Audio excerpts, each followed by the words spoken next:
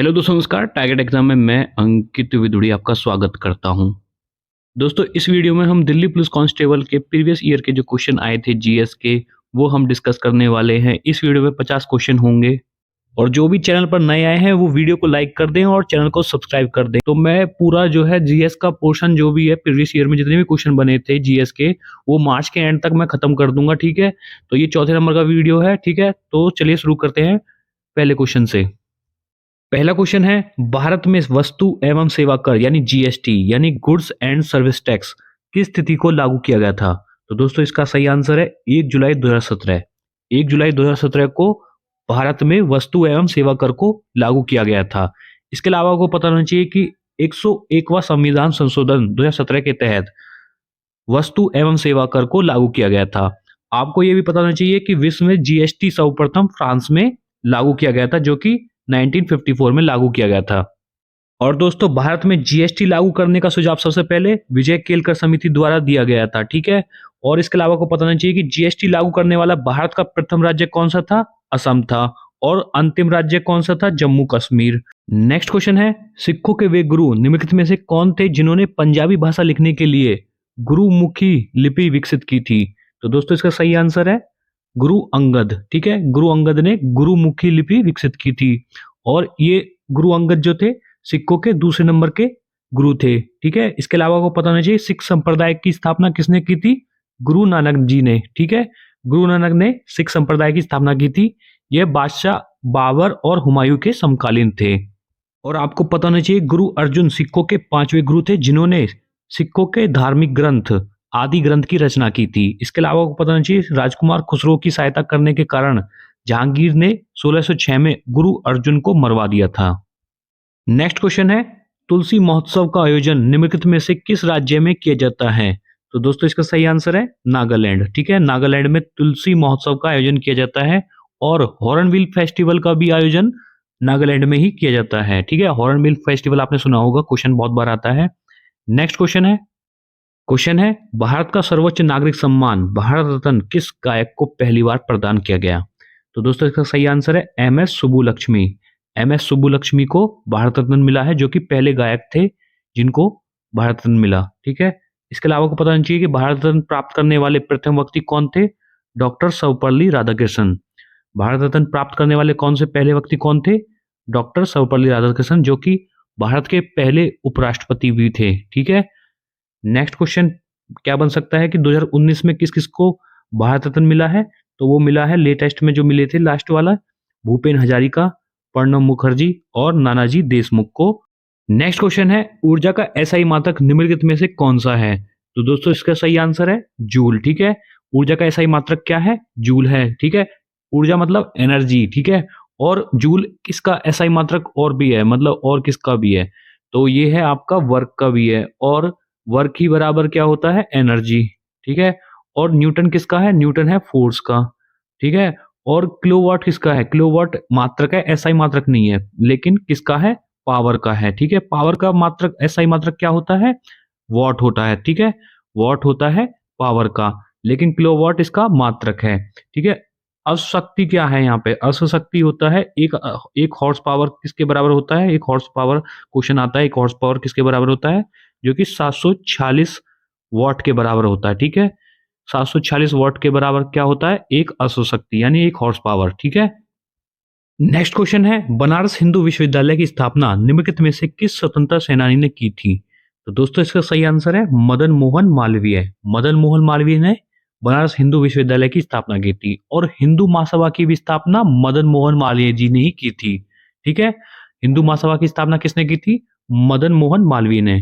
ठीक है, और क्वेश्चन आता है एक, अलीगढ़ मुस्लिम यूनिवर्सिटी जिसका पूरा नाम था Aligarh modern Anglo oriental college के संस्थापक कौन थे? तो दोस्तों इसका आंसर जो है आपको नीचे कमेंट बॉक्स में देना है। ठीक है, क्वेश्चन है, overdraft saving the Indian saver नामक पुस्तक के लेखक निम्नलिखित में से कौन है?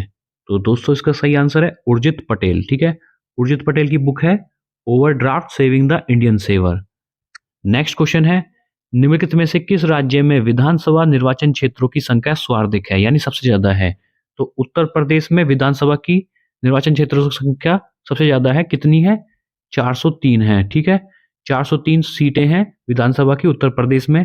वहीं मैं बात करूं विधान परिषद की कितनी सीटें हैं उत्तर प्रदेश में, जो कि सबसे ज्यादा ही हैं, 100 सीटें हैं। ठीक है, विधान परिषद की भी सबसे ज्यादा है उत्तर प्रदेश में। कपड़े पर हस्तचित्रकारी की पारंपरिक कला कलमकारी की शुरुआत निम्नलिखित में से किस राज्य में हुई थी? तो ये हुई थी आंध्र प्रदेश में। ठीक है, कलमकारी एक चित्रकारी है जो कि कपड़े पर की जाती है, जिसकी सबसे पहले शुरुआत कहाँ हुई थी? आंध्र प्रदेश में।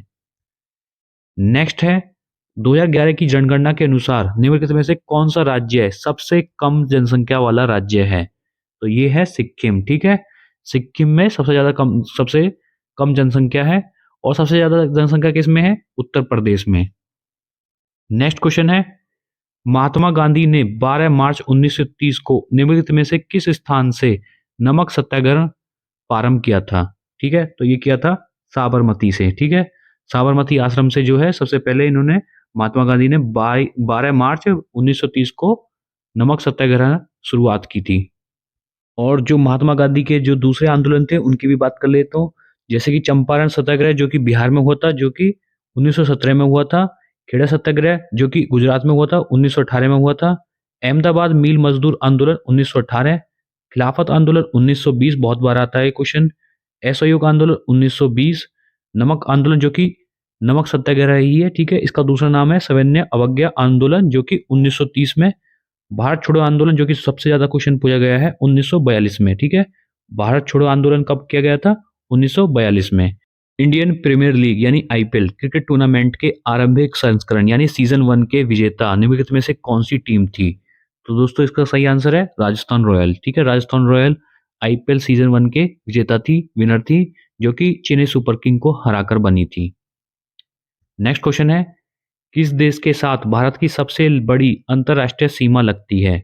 तो ये लगती है बांग्लादेश के साथ। ठीक है, तो ये आप फिगर में देख सकते हैं जो बांग्लादेश की जो सीमा है वो इंडिया से किस तरीके से लगती है। यहाँ से अगर स्टार्ट करें तो ये इस तरीके से ऐसे ऐसे ऐसे यहाँ ऐसे लगती है। ठीक है, तो अगर बात करी जाए स्टेट वाइज तो पश्चिम बंगाल से भी लगती है, और मेघालय से भी लगती है, असम से भी लगती है, और त्रिपुरा से भी लगती है। ठीक है, तो इन इन स्टेट से लगती है।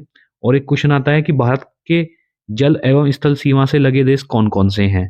तो बांग्लादेश तो है ही, ठीक है, पाकिस्तान भी है इधर, और श्रीलंका है इधर। ठीक है, जल से तो लगती है, थल से नहीं तो।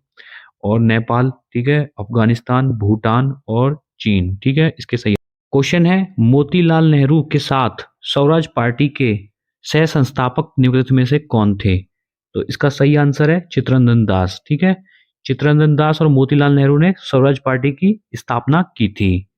नेक्स्ट है राष्ट्रीय कृषि वानिकी अनुसंधान केंद्र यानी NRCAF यानी national research centre for agro forestry, यह कहाँ स्थित है? तो यह है झांसी में। नेक्स्ट क्वेश्चन है भारत का सबसे प्राचीन उच्च न्यायालय निम्नलिखित में से कौन सा है?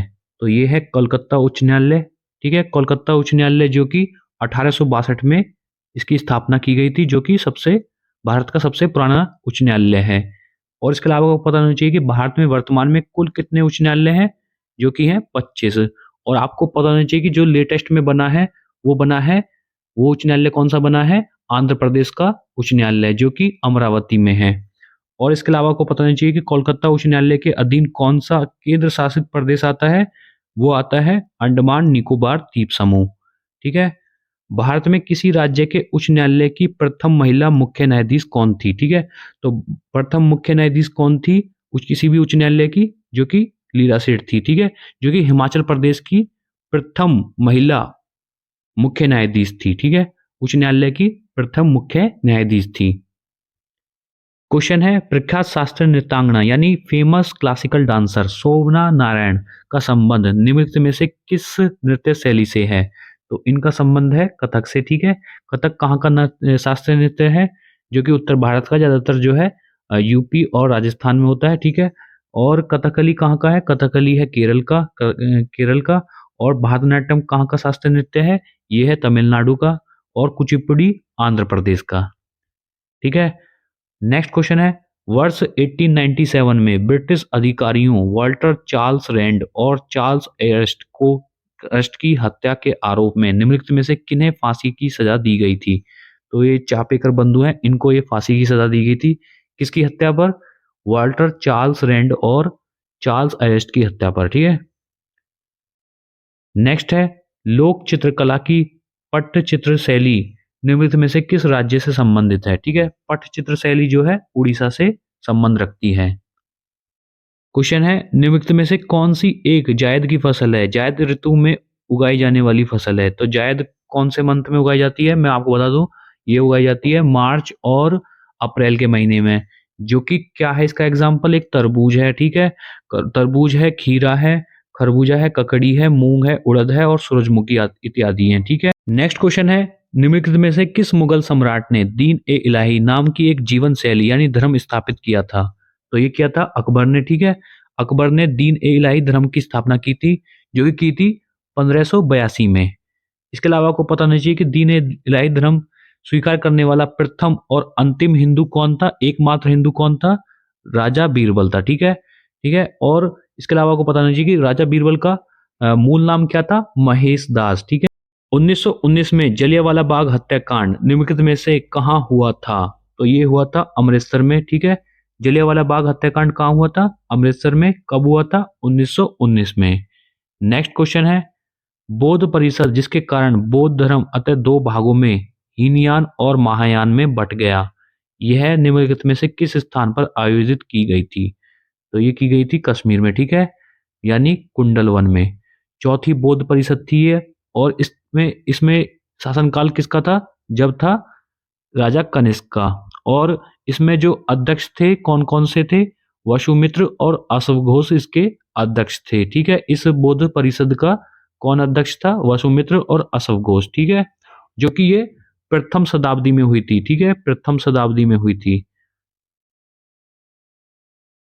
नेक्स्ट क्वेश्चन है संघनन एक जल प्रक्रिया है, संघनन के बारे में निम्नलिखित में से कौन सा कथन सही है। तो मैं आपको बता दूं संघनन मतलब कंडेंसेशन। इसके बारे में क्या कथन सही है कि वाष्प अवस्था यानी जो भाप अवस्था है वो द्रव अवस्था में परिवर्तित होती है, ठीक है। कंडेंसेशन में होता क्या है कि जैसे वाष्प होती है यानी भाप होती है, वो अगर पानी में बदल जाए, उसको हल्का सा ठंडा करा जाए तो वो पानी में बदल जाएगी, ठीक है। तो देख सकते हैं आप फिगर में कितने टाइप की ये जो है अवस्थाएं होती हैं जो चेंज हो सकती हैं। जैसे कि गैस को अगर हम लिक्विड में चेंज करें तो क्या उसको क्या बोलेंगे, कंडेंसेशन, इंग्लिश में मैं बता रहा हूँ, ठीक है। और लिक्विड को अगर हम गैस में चेंज करेंगे तो उसको वेपराइजेशन बोलते हैं, ठीक है। इंग्लिश में जल्दी आसान हो जाता है याद, ठीक है। और सॉलिड से हम गैस में जाएंगे, मान लीजिए कोई सॉलिड चीज है और उसको हम जलाकर हम गैस में चेंज कर दें, जैसे कि जो है आपकी धूप बत्ती हो गई, ठीक है, तो उसको बोलते हैं सब्लिमेशन, ठीक है। और गैस से अगर सॉलिड में आए तो वो होता है डिपोजिशन, ठीक है। अगर हम सॉलिड से लिक्विड में जाएं, मान लो कोई बर्फ का टुकड़ा है और वो उसको पिघलाएं तो वो हो जाए, उसको बोलेंगे हम मेल्टिंग, ठीक है। या फिर कोई लोहे की चीज है उसको गर्म करें और वो एकदम एकदम लिक्विड फॉर्म में बन जाए तो वो हो जाएगा आपका मेल्टिंग, ठीक है। उसी लिक्विड को अगर हम दोबारा से सॉलिड में बनाना चाहें तो हमें करना पड़ेगा, उसको क्या बोलना पड़ेगा, फ्रीजिंग, ठीक है। तो ये सारी चीजें अवस्थाएं आपको समझ में आ गई होंगी। नेक्स्ट क्वेश्चन है ग्रीष्मकालीन ओलंपिक यानी जो समर ओलंपिक है 2024 का आयोजन निम्नलिखित में से किस शहर में किया जाना निर्धारित है। तो ये आपके होंगे 2024 के ओलंपिक कहाँ होंगे, पेरिस में। नेक्स्ट क्वेश्चन है निम्नलिखित में से किस अवस्था में सोडियम की कमी हो सकती है। तो दस्त डायरिया जब हो जाता है तो उसमें सोडियम की कमी हो जाती है शरीर में। नेक्स्ट है एंथ्रेक्स के टीके की खोज निम्नलिखित में से किसने की थी। तो ये की थी लुई पास्चर ने। और बात करूं एडवर्ड जेनर ने किसकी खोज की थी, तो वो की थी चेचक के टीके की। और वहीं मैं बात करूं रॉबर्ट कोच ने किसकी खोज की थी, तो वो टीबी के बैक्टीरिया की खोज की थी। वहीं मैं बात करूं लुईस पास्चर ने एक और खोज की थी, एक और टीके की, तो वो आपको नीचे कमेंट बॉक्स में बताना है उसका आंसर, ठीक है। तो चलिए नेक्स्ट क्वेश्चन की तरफ। प्लेइंग इट माई वे आत्मकथा के लेखक निम्नलिखित में से कौन है। तो इसका सही आंसर है सचिन सचिन तेंदुलकर, ठीक है। सचिन तेंदुलकर की बुक है प्लेइंग इट माई वे, ठीक है। क्वेश्चन है रबी की फसलों की कटाई प्राय कब होती है। तो ये होती है मार्च और जून के महीने में। मैं आपको बता दूं बस रबी की फसलें कौन कौन सी होती हैं, जैसे कि गेहूं हो गया, सरसों हो गया, जौ होगी। इनकी कटाई कब होगी, मार्च और जून में। और ये कब बोई जाती हैं, नवंबर और अक्टूबर के मंथ में ये बोई जाती हैं रबी की फसलें, ठीक है। नेक्स्ट क्वेश्चन है निम्नलिखित में से कौन सा कथन सही है। तो हम नीचे से शुरू करते हैं और देखते हैं कौन सा कथन इसमें सही रहेगा। तो किसी राज्य की विधान परिषद 6 वर्ष बाद भंग हो जाती है, तो नहीं होती है, ठीक है? विधान परिषद कभी भंग ही नहीं होती, ठीक है? राज्यपाल किसी राज्य की विधान परिषद को भंग कर सकता है, ठीक है? नहीं कर सकता। किसी राज्य की विधान परिषद 5 साल बाद भंग हो जाती है, नहीं होती है, ठीक है? तो इसका सही आंसर ये है, किसी राज्य की विधान परिषद कभी भंग नहीं होती, ठीक है? तो जैसे राज्यसभा भंग नहीं होती है, वैसे ही स्टेट में जो है विधान परिषद भंग नहीं होती है, ठीक है? क्वेश्चन है, निम्नलिखित में से किस राज्य को राज्यसभा की अधिकतम संख्या में सीटें आवंटित की गई हैं? तो इसका सही आंसर है उत्तर प्रदेश, ठीक है? राज्यसभा की जो है 31 सीटें उत्तर प्रदेश को आवंटित की गई हैं, ठीक है? सबसे ज्यादा हैं जो कि। नेक्स्ट है, प्रसिद्ध कामाख्या मंदिर निम्नलिखित में से किस राज्य में स्थित है? तो ये है असम में। नेक्स्ट क्वेश्चन है, पारंपरिक पखिंडा लोकगीत निम्नलिखित में से किस राज्य से संबंधित है? तो ये है राजस्थान से, ठीक है? राजस्थान का ये लोकगीत है पाखिंडा, ठीक है? नेक्स्ट क्वेश्चन है, निम्नलिखित में से किस सूक्ष्म जीव को सजीव और निर्जीव के बीच की कड़ी माना जाता है? तो इसका सही आंसर है विषाणु यानी वायरस, ठीक है? नेक्स्ट है, जास्कर नदी निम्नलिखित में से किस नदी की सहायक नदी है? तो ये है सिंधु नदी, ठीक है? तो सिंधु नदी की ये सहायक नदी है जिसका नाम है जास्कर, ठीक है? सिंधु नदी की सबसे बड़ी सहायक नदी कौन सी है? चेनाब। ये क्वेश्चन भी बहुत बार आता है, ठीक है? आपको पता होना चाहिए। ईरान का प्रसिद्ध चित्रकार अब्दुल सम्मद निम्नलिखित में से किस निमंत्रण पर भारत आया था? तो किसके निमंत्रण पर भारत आया था? ये आया था हुमायूं के निमंत्रण पर, ठीक है? कब आया था? ये आपका आया था 1550 में, ठीक है? लगभग 1550 में अब्दुल सम्मद भारत आया था, ठीक है? इसके निमंत्रण पर, हुमायूं के पे। नेक्स्ट है, टेनिस खिलाड़ी अलेक्जेंडर जेवरेव निम्नलिखित में से किस देश का प्रतिनिधित्व करते हैं? तो ये करते हैं जर्मनी का। नेक्स्ट है, अशोक के साम्राज्य के निम्नलिखित में से किस भाग में उनके शिलालेख खरोष्ठी लिपि में लिखे गए थे? तो इसका सही आंसर है उत्तर पश्चिमी, ठीक है? अशोक के साम्राज्य का जो उत्तर पश्चिमी क्षेत्र है, यानी जो आज का पाकिस्तान है, उसमें जो है खरोष्ठी लिपि में शिलालेख लिखे गए थे, ठीक है? और आपको पता होना चाहिए कि अशोक के शिलालेख जो ब्राह्मी, खरोष्ठी, ग्रीक और आरमाइक लिपि में लिखे गए थे, ठीक है? और आपको पता होना चाहिए कि अशोक के साम्राज्य में ग्रीक एवं आरमाइक लिपि का अभिलेख अफगानिस्तान से मिले हैं, और खरोष्ठी लिपि के जो अभिलेख हैं वो उत्तर पश्चिम यानी पाकिस्तान से मिले हैं, और शेष भारत में ब्राह्मी लिपि में उनके शिलालेख और अभिलेख मिले हैं, ठीक है? अभिलेख में शिलालेख भी आ जाता है, गुहा लेख भी आ जाता है, और आपका स्तंभ लेख भी आ जाता है। नेक्स्ट है, रॉ a history of India's covert operations नामक पुस्तक के लेखक निम्नलिखित में से कौन है? तो इसका सही आंसर है यतीश यादव, ठीक है? यतीश यादव की बुक है रॉ a history of India's covert operations. Next है, निम्नलिखित में से किस भारतीय को गणित के क्षेत्र में उनके असाधारण योगदान के लिए जाना जाता है? तो आपको पता होगा एस रामानुजम एक बहुत बड़े गणितज्ञ थे, ठीक है? तो उनके असाधारण योगदान के लिए भारत में जाना जाता है, ठीक है?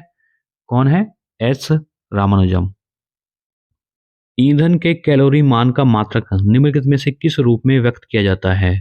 तो ये किया जाता है किलो जूल प्रति किलोग्राम, ठीक है? कैलोरी को किससे डिनोट करते हैं? किलो जूल प्रति किलोग्राम से, ठीक है? नेक्स्ट है, भारत के संविधान के निम्नलिखित में से किस अनुच्छेद में राज्य को प्रसूति सहायता के लिए प्रावधान निर्मित करने का निर्देश किया गया है? तो ये अनुच्छेद 42 जो कि राज्य के नीति निर्देशक तत्व में आता है, ठीक है? अनुच्छेद 42 इसका सही आंसर है। नेक्स्ट है, चापकर कूट त्योहार निम्नलिखित में से किस राज्य में मनाया जाता है? तो चापकर कूट त्योहार मनाया जाता है मिजोरम में। नेक्स्ट है, कुल क्षेत्रफल की दृष्टि से भारत का सबसे छोटा केंद्र शासित प्रदेश कौन सा है? तो वो है लक्षद्वीप, ठीक है? अगर केंद्र शासित प्रदेश की बात आए क्षेत्रफल की दृष्टि से, सबसे छोटा राज्य कौन सा है, केंद्र शासित प्रदेश कौन सा है? लक्षद्वीप। और सबसे बड़ा कौन सा है? लद्दाख। नेक्स्ट है, निम्नलिखित में से किस उपकरण का उपयोग अवशोषित या विकसित ऊष्मा को मापने के लिए किया जाता है? तो इसका सही आंसर है कैलोरीमीटर, ठीक है? कैलोरीमीटर जो है इसका सही आंसर है, जो कि ऊष्मा का मापक है। नेक्स्ट है, वर्ग किलोमीटर भूमि क्षेत्र के हिसाब से भारत दुनिया का डैश सबसे बड़ा देश है? तो 7वां सबसे बड़ा देश जो है वो कौन सा है? भारत है। और पहले नंबर पर है रशिया और दूसरे पे है कनाडा, ठीक है? भूमि के हिसाब से, ठीक है? भूमि के हिसाब से 7वां सबसे बड़ा देश कौन सा है? भारत। नेक्स्ट है, 1192 ईस्वी में ट्राइन के द्वितीय युद्ध में पृथ्वीराज चौहान को निम्नलिखित में से किसने पराजित किया था? तो ये किया था मोहम्मद गौरी ने, ठीक है। एक युद्ध हुआ था 1191 में, ठीक है, उसमें ये हार गया था मोहम्मद गौरी पृथ्वीराज चौहान से। फिर 1192 हुआ था, इसमें ये जीत गया था, ठीक है, मोहम्मद गौरी। भारतीय संविधान के निम्नलिखित अनुच्छेदों में से कौन सा राष्ट्रीय अनुसूचित जाति आयोग से संबंधित है? तो अनुच्छेद 338 जो है अनुसूचित जाति आयोग से संबंधित है, ठीक है, और 338 कै वो है जनजातीय आयोग से, ठीक है। अनुसूचित जनजाति आयोग का कौन सा अनुच्छेद में आता है? 338 कै। और अनुसूचित जाति आयोग में कौन सा अनुच्छेद आता है? 338। नेक्स्ट है, निम्नलिखित में से कौन सा भारतीय संविधान की 7वीं अनुसूची में भारतीय सूची में शामिल मामला है? तो बाजार और मेला जो है, जो कि आपके राज्य सूची में आते हैं, ठीक है। लास्ट क्वेश्चन है, प्रख्यात संगीतकार अरविंद पारिक निम्नलिखित में से किस वाद्य यंत्र से संबंधित है? तो ये बजाते हैं, सितार बजाते हैं अरविंद पारिक, ठीक है। और दोस्तों वीडियो अच्छी लगी तो लाइक जरूर कर दें और चैनल को भी सब्सक्राइब कर दें, और वीडियो से रिलेटेड जो भी सजेशन आपको देना है कमेंट करके जरूर बताएं। Thank you.